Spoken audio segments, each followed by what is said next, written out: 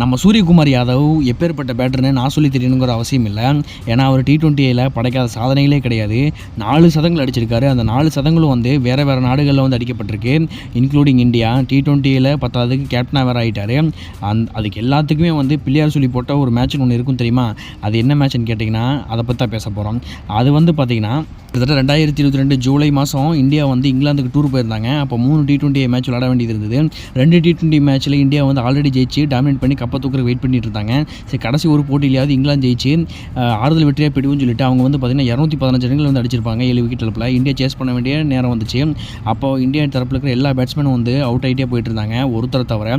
சூரியகுமார் யாதவ் அவரோட square cut shot, அப்புறம் பயங்கரமான 360 ஷாட்லாம் வச்சு கிட்டத்தட்ட 14 4 6 6 விளாசி அவர் கெரியர்லேயே பெஸ்ட்டான 117 ரன்கள் வந்து விளாசிருப்பார். 55 பந்துகள் அவுட்டும் ஆகிருப்பார்.